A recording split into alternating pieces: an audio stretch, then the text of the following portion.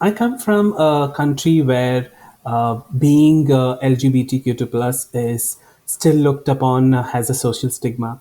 I mean, the country that I'm from India, and until 2018, it was criminalized to be identifying as a gay man. And I think I have lived pretty much all my life, fighting that stigma, fighting, I would say, the ostracization and the discrimination, harassment, and the abuse that the society in general shows against the LGBTQ plus individuals. To start off with my childhood, I had a pretty much, I would say, a normal, if I may say in quotes, normal childhood, where I had a very strong, I would say father figure, but still I was a rather, I would say, effeminate boy, and that brought in a lot of, I would say. Issues or challenges or hurdles for me while growing up because I was abused, bullied, even discriminated while I was in school. And something that I needed to, I would say, I needed to understand was it was not my fault, but I always thought it was my fault. I did not have uh, name to my identity. I mean, I knew that I was different from other people, but I didn't know what it was called until I would say much later that I had a term for it called gay, and that is when I understood that that I am different from other people, that I am a gay man. But I did not know whether there were other people like me out there. I thought I was the only one because nobody spoke about it in India. We do not speak about sexuality or sexual orientation, or even the topic of sex was a taboo subject. Nobody spoke about it. Even gender identities was not something people spoke about. Usually, when we talk about gender identities, the first image that somebody has, or in India, is of a trans person who's usually on the road begging, or somebody who does sex work for making money. Because in India, they though they are looked upon as demigods to a certain extent, they still are ostracized by the community. They do not get jobs. They do not get proper education. The family usually, I would say, ostracize the person and sends them out. They do not get support from the family, so they usually have a setup with other people from the community who identify as trans people.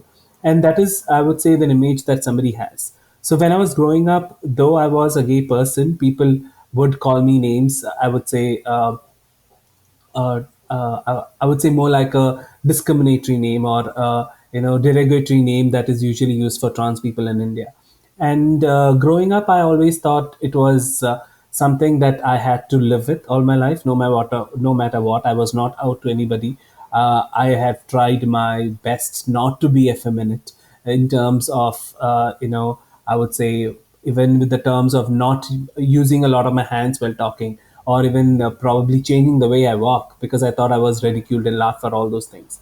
I was beaten up in school, and I was called names that I thought would change when I was in college, but still did not. There was still the same experiences. There was a time when somebody actually even wrote a derogatory word on my jacket that I wore to college, and nobody even spoke to me about it because I did not have many friends. Obviously, at that point of time, I was a very shy and reserved person, and I walked around the whole college wearing that jacket with that derogatory word on my back, and people laughing at me, ridicule. And I thought that was something that is an experience that most of the people from the community faces, but it was not easy.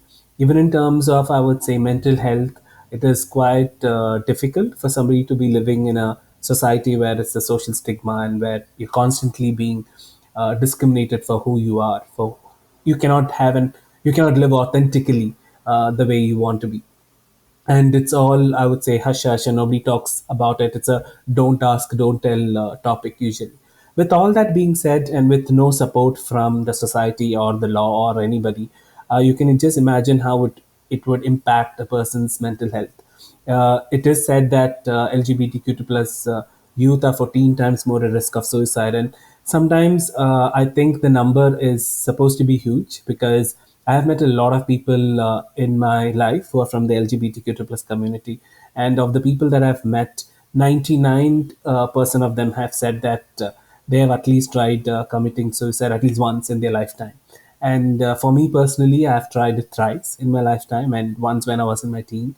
and it has not been an easy task in terms of, I would say, getting past all these hurdles or challenges. That being said, things definitely changed for me when I did get an opportunity to restart my career in the diversity, equity, inclusion space. And one of the reasons why I thought that was very important is because I believed that I also had a responsibility to make sure that there is nobody else out there who probably have to suffer the same hurdles or challenges that I had to while growing up. And this was again much, I would say, a couple of years before we had legally in India decriminalized, homosexuality. So there was a long struggle in terms of making sure, we talk about the subject, and I did share my lived experience in many forums, in many sessions, so that though it was triggering, I thought it was important to have similar conversation about inclusion, about how discrimination and harassment affects the LGBTQ plus community. And while doing that, I did learn a lot. I did learn about the legal aspect of it. I did learn about the different terminologies. I did learn about the issues of transphobia, of biphobia, of homophobia in India, and of global, I would say, setup, or from a global perspective. I also learned about what organizations are doing to address these challenges and supporting their employees. And that definitely made a huge change for me personally, because I saw the difference. I saw the impact that my work was bringing into a people's life. I had many people come out to me saying that thank you for the work that I've been doing, even having these conversations. That helped me a lot in making sure that every day when I wake up, I know that I am impacting somebody's life positively. And I still wake up thinking that, today I'm going to make a difference in somebody's life. So that is why I'm very passionate about diversity, equity, inclusion in terms of the work that I do. Even currently, I'm doing the same work in the organization that I work with. And I think one of the aspects was I definitely got married. I was an out gay man by the time when I was in the organization. I was talking about my experiences and letting people from the community know that no matter how difficult the situations might be for them, there is definitely light at the end of the tunnel, and it definitely gets better. And I thought it might not affect me much in terms of when the, I would say, legal aspect, or in when India homosexuality was legalized, because I thought I was already an out person. I was living my life authentically. I was already married to the person that I was in love with, and I had acceptance from, say, my family, my colleagues, my friends to a larger extent.